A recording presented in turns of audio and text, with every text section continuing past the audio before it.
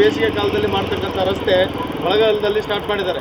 ಈಗ 3 ತಿಂಗಳಾಯಿತು, ಆದರೂ ಕೂಡ ಯಾಕೆ ಮಾಡ್ತಾ ಇಲ್ಲ? ನೀವೇನು ಹೇಳಕ್ಕೆ ಬಯಸ್ತೀರಿ ಅಧ್ಯಕ್ಷರಾಗಿ? ಚೌಡಿಯಿಂದ ಇಲ್ಲಿ ಉಸಿರುಗಲ್ವರೆಗೂ ಬರಮದೇವ್ರ ಸರ್ಕಲ್ವರೆಗೂ ನಡೆದಂಥ ಕಾಮಗಾರಿ ಭಾಳ ವಿಳಂಬ ಆಗೈತಿ. ಇಲ್ಲೇ ಮಣ್ಣು ಮಿಶ್ರಿತ ಇದನ್ನು ಮಣ್ಣು ಹಾಕಿದ್ದಾರೆ. ಕಟಕ್ ಮಿಶ್ರಿತ ಐತಿ. ಇದು ಚಲೋ ಮೊರಮ್ ಹಾಕಿ ಕೆಲಸ ಮಾಡ್ಬೇಕು. 3 ತಿಂಗಳದೊಳಗೆ ಇದನ್ನು ಕಾಮಗಾರಿ ಮುಗಿಸ್ಬೇಕಂತೇಳಿ ಕಾಮಗಾರಿ ಆದೇಶದೊಳಗೆ ಐತಿ.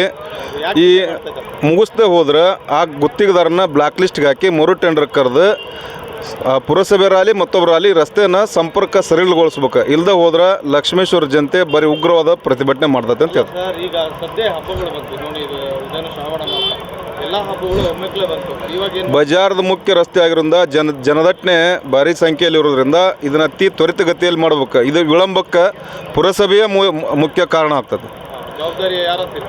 ಮುಖ್ಯಾಧಿಕಾರಿಗಳು, ಸಂಬಂಧಪಟ್ಟ ಇಂಜಿನಿಯರು, ಮಾನ್ಯ ಜಿಲ್ಲಾಧಿಕಾರಿಗಳ ಇದಕ್ಕೆ ಯಾಕೆ DODC ವರ್ಕ್ ಇದೆ. ಮಾನ್ಯ ಜಿಲ್ಲಾಧಿಕಾರಿಗಳ ಅಧ್ಯಕ್ಷತೆಯಲ್ಲಿ ನಡೆಯುವಂಥ ವರ್ಕ್ DODC ವರ್ಕ್. ಆ DODCಗೆ ಮಾನ್ಯ ಜಿಲ್ಲಾಧಿಕಾರಿಗಳ ಅಧ್ಯಕ್ಷರು ಇರ್ತಾರೆ, ಅವರ ನೇರವಾಗಿ ಹೊಣೆ ಹಾಕ್ತಾರೆ. ಇಲ್ಲಿ ಜನತೆಗೆ ಭಾಳ ಅನಾನುಕೂಲತೆ ಆಗಂದತಿ. ಅದಕ್ಕೆ DODC ಇಂಜಿನಿಯರು, PDR, ಮಾನ್ಯ ಯೋಜನಾ ನಿರ್ದೇಶಕರು ಮತ್ತು ಜಿಲ್ಲಾಧಿಕಾರಿಗಳು, ಮುಖ್ಯಾಧಿಕಾರಿಗಳು ಹೊಣೆ ಹಾಕ್ತಾರೆ.